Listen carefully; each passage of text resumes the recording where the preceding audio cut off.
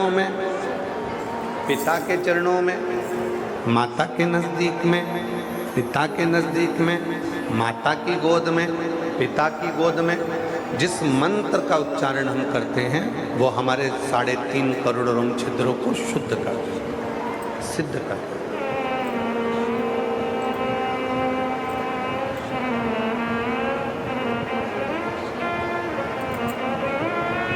वो ऐसे रोम छिद्र है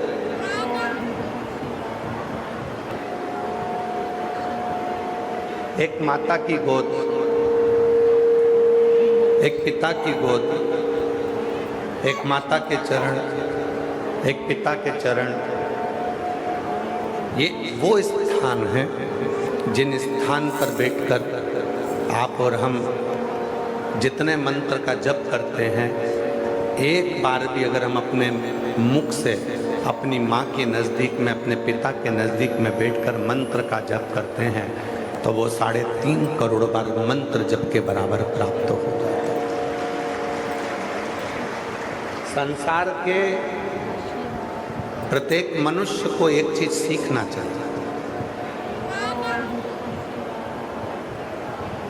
संसार के प्रत्येक मनुष्य को एक चीज अपने अंदर धारण करना चाहिए कि तुम दिन भर ऑफिस जाओ, दुकान जाओ, सर्विस पे जाओ, नौकरी पर जाओ, तुम खूब कमाओ, पर शाम को जब आप घर आए, नौकरी से, दुकान से, सर्विस से, काम से, व्यापार से, जब अपने घर पर आए, अपने कमरे में जाने से पहले ज़्यादा नहीं तो 5 मिनट, 7 मिनट, 8 मिनट, 10 मिनट, नहीं तो 2 मिनट अपने माँ बाप के पास जरूर जाकर बैठा करो। वहाँ बैठने से आपको सिद्धता प्राप्त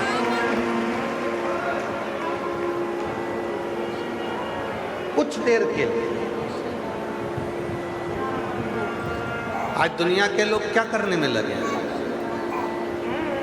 आज दुनिया के लोग बड़े बड़े गुरुजियों को ढूंढने में लगे हुए हैं। हम उनके पास जाकर बैठेंगे, हम उनके पास जाएंगे। गुरुजी के पास बैठने का तुम्हारे पास समय है, गुरुजी से बात करने का तुम्हारे पास समय है, गुरुजी को फॉलो करने का तुम्हारे पास समय है, पर अपने बुजुर्ग माँ बाप को फॉलो करने का समय तुम्हारे पास नहीं है।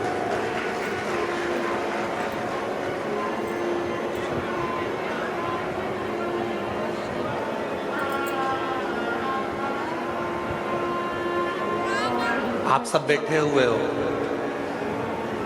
पहले के समय में इतने सारे खिलौने नहीं होते थे। पहले के समय में इतने सारे खिलौने नहीं होते थे। टायर, ट्यूब, गाड़ी का जो साइकिल का टायर है, साइकिल का जो ट्यूब है, गाड़ी का जो टायर है, गाड़ी का जो ट्यूब है, उससे डंडी से मार मार कर उससे खेला करते थे।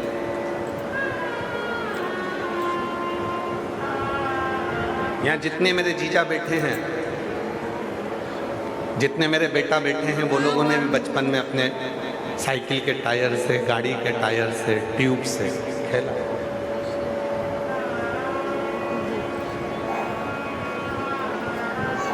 पहले लोग साइकिल के टायर, ट्यूब से खेलते थे और आज का व्यक्ति यूट्यूब से खेलता है।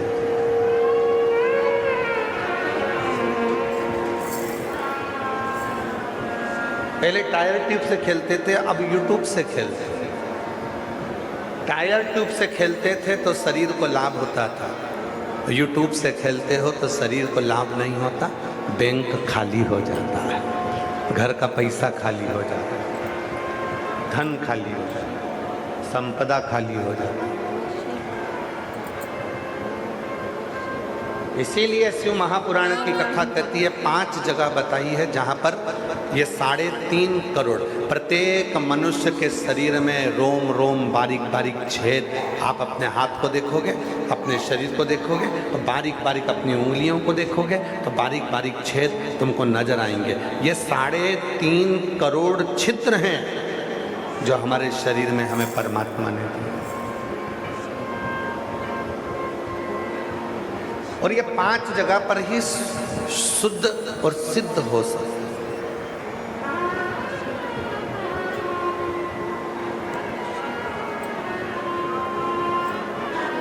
ये 5 जगह पर शुद्ध भी होते हैं और सिद्ध भी होते हैं।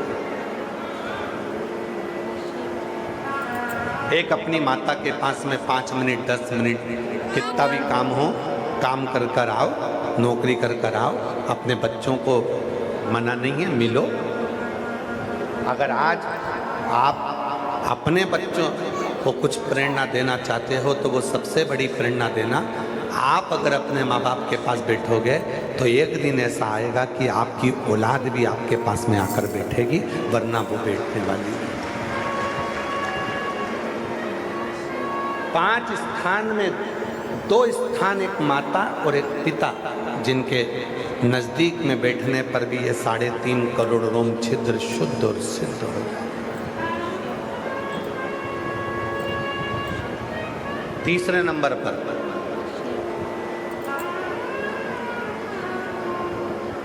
जिसको आप दिल से मानते हो, जिसको आप दिल से भजते हो, जिसको आप दिल से, हृदय से, चित्त से, जिसको आप सम्मान देते हो, आदर देते हो, सत्कार देते हो, अगर उसके पास बैठकर भी आप मंत्र का स्मरण करते हो तो वो आपको सुख देता है। जैसे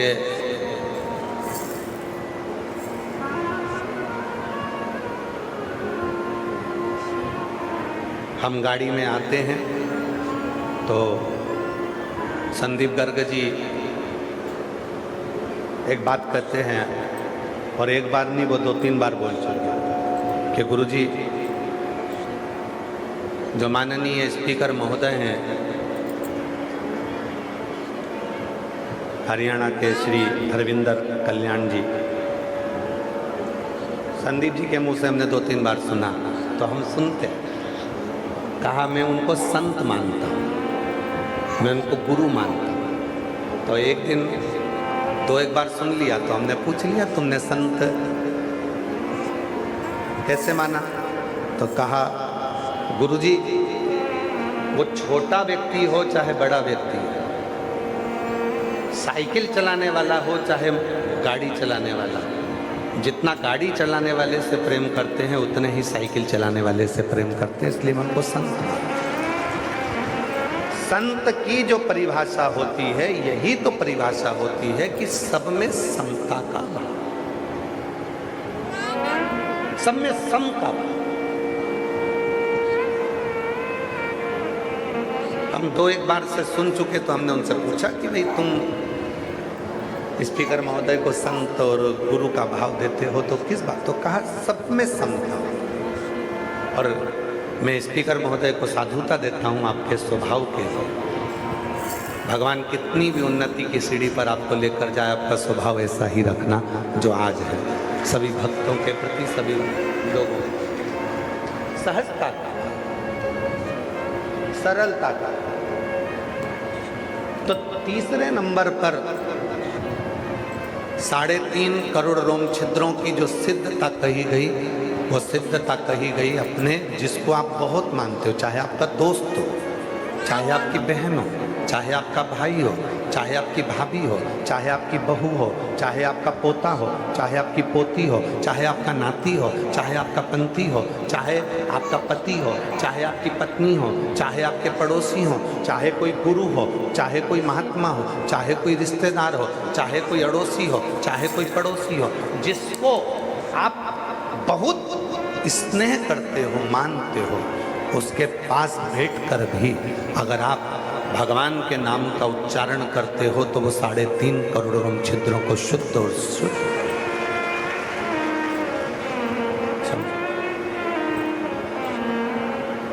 3.5 करोड़ रोम छिद्रों को भी शुद्ध और सिद्ध कर देता है। 3.5 करोड़। चौथे नंबर पर आया गुरु के पास बैठे।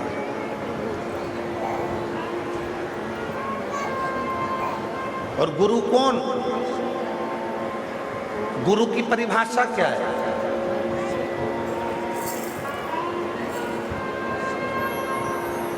हमारे दीनानाथ जी एक लाइन गुनगुनाते हैं कि ऐसी प्रेम भिक्षा लाना रे जो गुरु ने, ऐसी प्रेम भिक्षा लाना रे गुरु ने मंगाई, ऐसी प्रेम भिक्षला नारे गुरु ने मंगाई, गुरु ने मंगाई, सतगुरु ने मंगाई, गुरु ने मंगाई, सतगुरु ने मंगाई, पहली भिक्षा। गुरु कभी नहीं कहता कि तू तेरा घर छोड़ दे।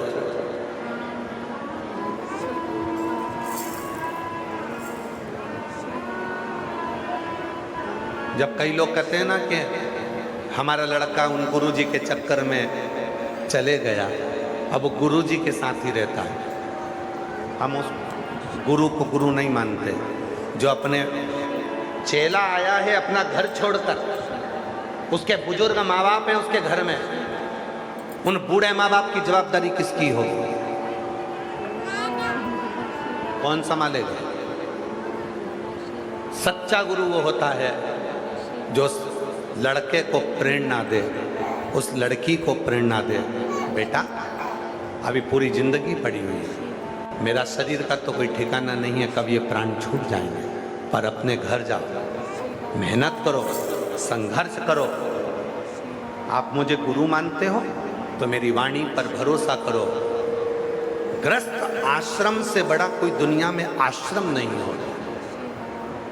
संत बनने के बाद लाखों लाख माला करना पड़ती है, तब भी तरना बड़ा कठिन होता है। साधु बनने के बाद हजारों माला करना पड़ती है, तब भी तरना कठिन होता है। पर घर में बच्चों के साथ, पत्नी के साथ, माता पिता के साथ, परिवार के साथ रहकर अगर भूल से भी तुम्हारे मुख से श्री शिवाय नमस्तुभ्यम निकल जाए तो समझ लेना कि तुम तर गए, तुम्हें कुछ प्राप्त करने की जरूरत है।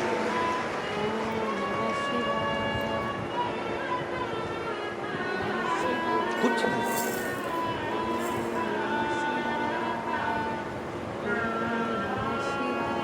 गुरु कह देगा जाओ माता पिता की सेवा कर, जाओ पत्नी को छोड़कर आए, बच्चे को छोड़कर आए, जाओ सब। अभी तुम भजो। आज हो क्या रिया? हो सकता है कि हमारी बात का सब लोगों को बुरा लग जाए। आज के ज़माने में हो कर रहा है, आज के ज़माने में केवल हो इतना ही रहा है। पहले के समय में आप लोग तो समझदार हैं, हरियाणा में निवास करते हैं और पूरा विश्व इस कथा को सुन रहा है। आप सब बहुत विद्वान हैं। ईमानदारी से बोलना, जितने हरियाणा के लोग यहाँ बैठे हैं गरुड़ा की पवित्र धरा पर, जितने हरियाणा के लोग कथा को श्रवण कर रहे हैं और जितने देश विदेश में बैठकर भक्त कथा को सुन रहे हैं, ईमानदारी से बोलना, आम का पेड़, आम का बगीचा, आम का वृक्ष, कच्चा आम, हरा आम, अगर अपने आप वो हरा आम, कच्चा आम अपने आप जमीन पर नहीं गिरता, उसको झड़ाना पड़ता है, डंडे से गिराना पड़ता है या आपस में घर्षण होगा तो गिरेगा। पर जो आम पक गया, पीला पड़ गया, एकदम पक गया, कच्चा आम, उसको गिराना पड़ेगा। कच्चा आम खाओगे तो खट्टा लगेगा, कच्चा आम पेड़ से गिरेगा तो उसके साथ डंडी लगी होगी, पर पका आम पीला पड़ गया, उसका रंग चेंज हो गया, गिरेगा तो डंडी उसके साथ नहीं होगी, गिरेगा जो खाएगा वो मीठा होगा। आज के समय में इतने सारे लोग घर छोड़ छोड़कर ना जाने किस किस की शरणागति में चले जाते हैं और कहते हैं हम उनके चेले, अब तो हम उनके चेले, अब हमने घर छोड़ दिया। अरे भैया, जिस अवस्था में तुम घर छोड़कर आए हो जरा सी लॉलीपॉप के चक्कर में, तुम वो कच्चे आम हो जिसके साथ डंडी वासना की भी लगी है और आसक्ति की भी लगी है, और तुम वो खट्टे आम हो। पका हुआ आम अपने आप गिरता है, कलर भी चेंज होता है और मीठा भी रहता है।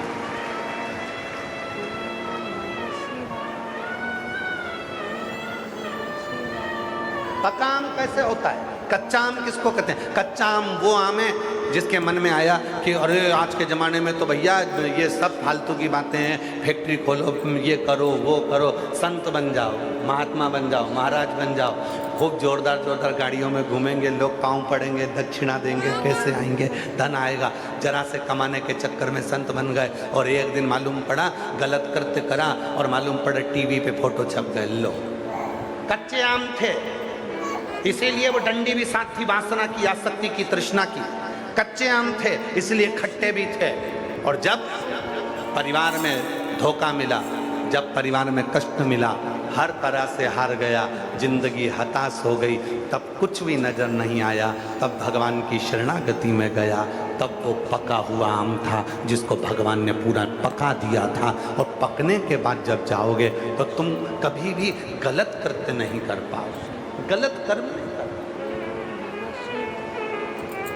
आप लोगों में से कितने लोगों ने सुनी, शिव पुराण में हमने एक बात कही थी, जिनने सुन रखी हो तो वो जरूर हाथ ऊंचा करना। हमने शिव पुराण में एक बात कही थी कि शिव पुराण की कथा में किसी के कहने पर मत जाना। जिस दिन तुम्हारा दिल करे, अंदर से तुम सोच लो कि मुझे घरोंडा में जाकर शिव पुराण की कथा सुनना है, तब जाना। बोला था कि नहीं बोला था? किसी के कहने पर मत जाना, किसी के बोलने पर मत जाना, भीड़ बढ़ाने को मत जाना।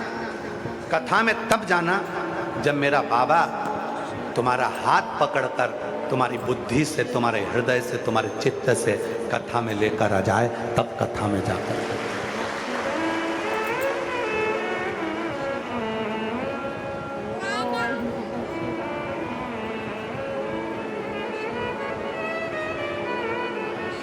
आज ये कथा घरोंडा की भूमि पर सफल क्यों हो रही है?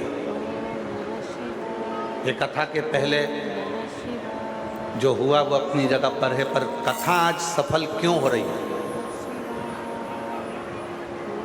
कोई बताए घरोंडा वासी कि आज ये कथा घरोंडा की मंडी में जो चल रही थी 7 दिन हमारे हरियाणा में, हरियाणा का जो गौरव बनी ये कथा, सफल क्यों हुई है? उसके सफल होने का केवल एक कारण है। पहले उस कथा को लोग केवल खुद की समझते थे। आज जो घरोंडा वासी इस कथा को करवा रहे हैं, ये एक की नहीं है। घरोंडा वालों ने सोच लिया ये कथा घर घर की है, पूरी समाज की है, बच्चे बच्चे की है, जीजियों की है, बुजुर्ग माताओं की है, बुजुर्गों की है। उन्होंने ये सोचा, घरोंडा वासियों ने ये सोचा कि आज इतनी कथा में अगर इस घरोंडा में अगर भक्त आए हैं तो ये शंकर के भक्त आए, ये हमारे घर के मेहमान आए, मैं साधुता दूंगा। कल यूट्यूबरों ने, न्यूज़ चैनलों ने, कल फेसबुक चलाने वालों ने, कल सोशल मीडिया चलाने वालों ने, माननीय स्पीकर महोदय जी, मैं एक बात कहूँ आपको कि कल जितने सोशल मीडिया वाले, उन्होंने एक लाइन लिख के डाली थी कि घरोंडा की मंडी, गल्ला मंडी घरोंडा की पूरी भक्तों से भरा चुकी है, इसलिए घरोंडा वासियों, संगत को अब तुम्हें अपने घर में रुकाना है। तो उसमें नीचे जो लोगों ने कमेंट्स करा तो उन्होंने लिख कर डाला कि हम घरोंडा वासियों के घर बाहर से आए हुए भक्तों के लिए खुले पड़े हैं।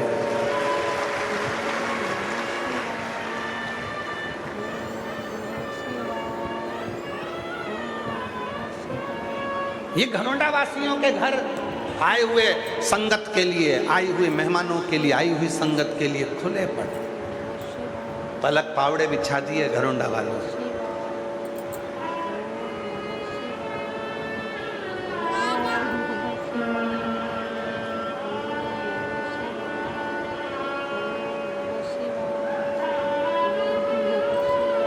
एक कथा हुई थी जहां लोग पानी के लिए भी तरस गए थे, इतनी बड़ी सिटी में होने के बाद भी। और एक कथा छोटे से खेड़े में हो रही है जहाँ पर पानी तो पानी, मीठा पानी, जहाँ पर भोजन, जहाँ पकवान, जहाँ मिठाई, जहाँ खिचड़ी, चावल, मीठा, नमकीन, कोल्ड ड्रिंक, फ्रूटी, लस्सी, टॉफ़ी, बिस्कुट, लोगों ने ऐसे बांटे जैसे इनके घर में बेटी का ब्याह है और बारात आई है। लोगों ने ऐसे बांटे। एक कथा हुई थी बड़ी सिटी में, बहुत नाम हुआ, ये हुआ वो हुआ, पर जिगड़ा चाहिए, जिगरा, और वो जिगरा है हरियाणा वालों में। हरियाणा का व्यक्ति खाना भी जानता है तो खिलाना भी जानता है।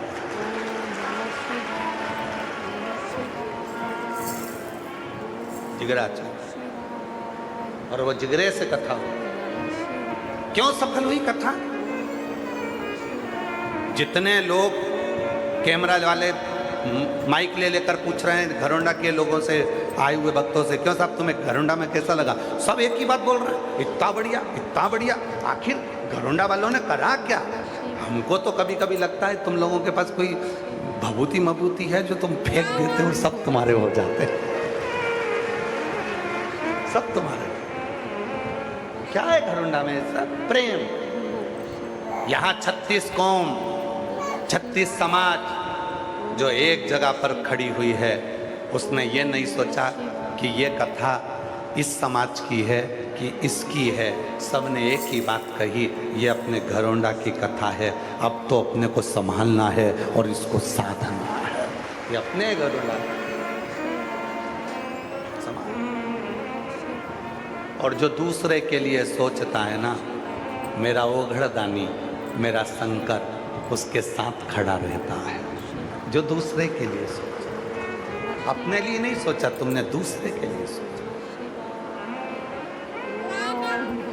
शिव साथ। 5 जगह ऐसी है जहां पर ये 3.5 करोड़ रोम छिद्र शुद्ध और सिद्ध हो। पहले नंबर पर माँ, दूसरे नंबर पर पिता, तीसरे नंबर पर जिससे आपका स्नेह है, और चौथे नंबर पर सदगुरु, गुरु। और गुरु वो जो पहचाने अपने शिष्य को। आज के जमाने में एक होड़ लगी हुई है, अभी गुरु पूर्णिमा आएगी तो होड़ लग जाएगी, गुरु दीक्षा लो, गुरु दीक्षा लो, गुरु मंत्र। गुरु फिरे बाजार में, हमसे दीक्षा लियो, नरक पड़ो चाहे स्वर्ग जाओ, पर लिफाफा हम ही को दे। आज के ज़माने में गुरुओं की होड़ लगी हुई है। हमारे इतने चेले, हमारे इतने शिष्य, हमारे इतने फॉलोअर, हमारे इतने चाहने वाले, आज के ज़माने में होड़ लगी। होड़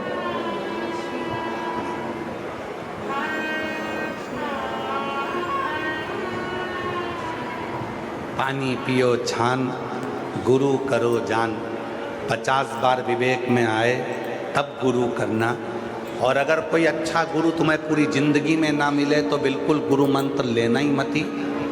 पति को गुरु मानना, माता पिता को गुरु मानना, और जिस मंदिर में एक लोटा जल चढ़ाते हो उस महादेव को गुरु मानना। जब तक अच्छा गुरु ना मिले तुम्हें जिंदगी में बिल्कुल नहीं भटकना। पति को गुरु मानो, माता पिता को गुरु मानो, और शिव जी के मंदिर में एक लोटा जल चढ़ाते हो उसको अपना गुरु मानो। वो शिव मेरा गुरु। तुमेव माता च पिता तुमेव बंधु च सखा, तू ही सब है, तुझ में ही सब समाया। तुझ में रब दिखता है यारा, मैं क्या करूं, सब उसी में दिखता है, कहाँ भटकोगे। चौथे नंबर पर है गुरु, जिसके पास में जाना, और सदगुरु के पास अगर जाओ तो गुरु के पास जाओ तो कभी मत कहना कि गुरुजी मुझे ये दुख है। कोई शंकर का भक्त मिल जाए, कोई सदगुरु मिल जाए, तो वहाँ तो बस केवल एक बार इशारा करो कि गुरुजी हमको कैसे भी देख लें। बस सच्चा गुरु, सच्चा भक्त शंकर का यदि एक बार भी देख ले तो कहने की जरूरत नहीं पड़ती, वो अपनी निगाहों से सब कुछ दे जाता है।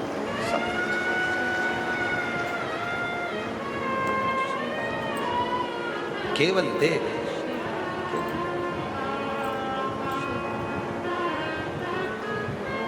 हमने देखा है कई लोगों को बहुत भीड़ रहती है, हम देख नहीं पाते कई बार, तो वो लोग चिल्ला देते हैं हर हर,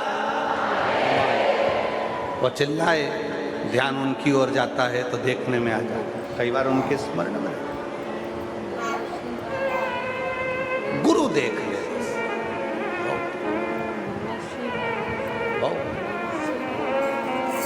सच्चा गुरु मिले उसकी शरणागति में बैठकर भी मंत्र का जब किया जाता है तो वो भी 3.5 करोड़ रोम छिद्रों को शुद्ध और सिद्ध कर देता है। अब 5वें नंबर पर है, 4 तो ये हो गए माता पिता स्नेही और गुरु।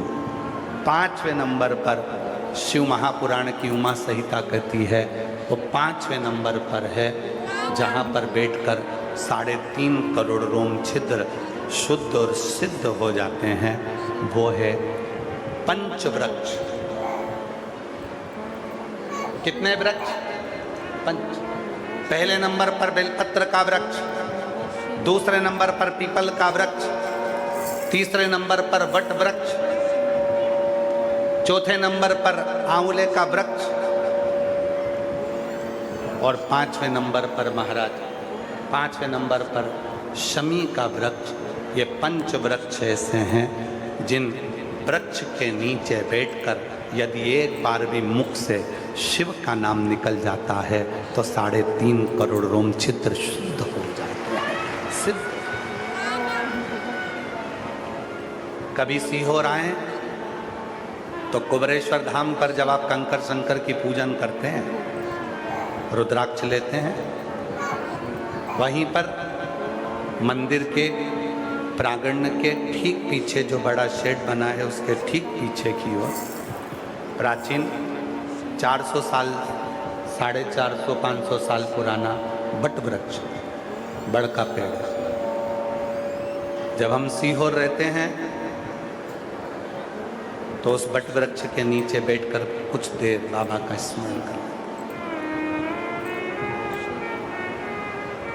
2 जगह पर हमारा बैठना होता है, एक वो बट वृक्ष के नीचे, दूसरा जो अंदर पुराना भगवान कुबरेश्वर बाबा का जो शिवलिंग है जिसके ऊपर बड़ा शिवलिंग बना दिया गया है। अब जगह उसमें अंदर जाने की बहुत छोटी है, इसलिए उसमें अंदर जाने नहीं देते। उसकी जगह एक सामने पत्थर का मंदिर बन रहा है, बड़ा, उसमें दूसरी प्रतिष्ठा का, पर जो कुबरेश्वर बाबा का जो छत्री है वो अंदर रह गए भूमि, जहाँ जगह छोटी होने के। अब हमको मालूम नहीं था कि इतना भक्त लोग पहुँचेगा, तो पहले छोटा सा बना दिया, अब वो छोटी जगह। पंचवृक्ष 5वें नंबर पर आता है। किसी भी एक वृक्ष के नीचे भी बैठकर यदि आप एक बार भी मुख से भगवान का नाम ले रहे हो तो तुम्हारे 3.5 करोड़ रोम छिद्र शुद्ध सिद्ध। जब सीहोर आए, जब काशी जाएं, उज्जैनी जाएं, प्रयाग जाएं, ब्रज जाएं, अयोध्या जाएं, किसी भी तीर्थ में जब आप जाएं तब वहाँ का जो प्रसिद्ध वृक्ष होता है उस वृक्ष के नीचे कुछ देर बैठकर यदि हम एक बार भी भगवान का नाम लेते हैं तो हमारे 3.5 करोड़ रोम छिद्र शुद्ध और सिद्ध हो जाते हैं और हमारे जीवन की सार्थकता। जब आप कुबरेश्वर धाम पर आए, उज्जैनी जाएं तो सिद्धबट पर जाएं, प्रयागराज जाएं तो सिद्धबट पर जाएं।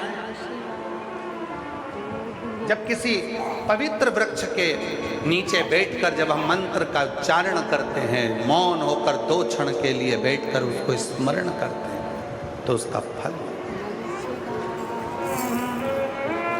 क्या? अब किसी ने पूछा, गुरुजी 3.5 करोड़ रोम छिद्र जो हमारे शुद्ध कर देते हैं, सिद्ध कर देते हैं, इसका फल क्या मिलता है? फिर निवेदन है, आप लोग सामूहिक रूप से बैठकर जब मंत्र का उच्चारण करते हो, वो मंत्र जब टूटते हैं तो वो हमारे रोम छिद्रों को सिद्ध करते हैं।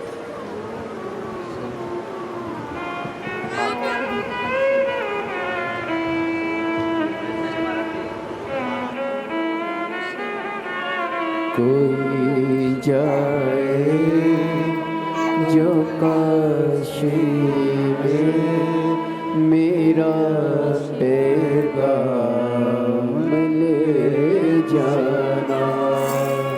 कोई जाए जो काशी में मेरा पैगाम ले जाना। जब आप कोई तीर्थ में जाएं, किसी तीर्थ में पहुंचे और वहां पर कोई पवित्र वृक्ष हो, उसके नीचे जरूर बैठो। कुछ क्यों इतना महत्व है कि शिव महापुराण की कथा में जाओ तो वहां की मिट्टी को, शिव महापुराण की रज को अपने शरीर से लगाओ, अपने मस्तक पर। क्यों? घरोंडा में इतने शंकर के भक्त कभी नहीं आएंगे। ये शंकर के जो भक्त आए हैं, ये विश्वास लेकर आए, इनके मुख से मंत्र निकला है। जब ये लाखों भक्त एक साथ मंत्र का उच्चारण करते हैं, जैसे माननीय स्पीकर महोदय जी ने पहले दिन अपने उद्बोधन में कहा था कि ये घरोंडा घरोंडा नहीं रहा, अब घरोंडा धाम बन गया है। अब घरोंडा नहीं रहा, घरोंडा धाम बन गया। माननीय स्पीकर महोदय जी जब इस बात को बोले तो उसमें मन, इतने सारे शिव भक्त जब आए हैं, मंत्र पढ़ते हैं, जप करते हैं, बैठते हैं, पूजन करते हैं, नाचते हैं, गाते हैं, रात को भी भजन कर रहे हैं, दिन में भी भजन कर रहे हैं, तो यहाँ की जो मिट्टी है, यहाँ की जो रज है, यहाँ की जो भूमि है, वो भूमि, वो रज साधारण नहीं होती, वो हमारे जीवन का कल्याण करने वाली हो जाती है, हमें सिद्धता देने वाली। क्यों जाते हो तीर्थ? किस लिए जाते हो तीर्थ में? प्रयाग काहे के लिए जाते हो? हरिद्वार काहे के लिए जाते हो? केदार काहे के लिए जाते हो? बद्रीनाथ काहे के लिए जाते हो? द्वारका काहे के लिए जाते हो? जगन्नाथ काहे के लिए जाते हो? वहाँ क्या क्या करने जाते हो? वहाँ इतने सारे भक्त आते हैं, उनके चरण की रज अपने शरीर को छुएगी तो मेरी जिंदगी के सारे पाप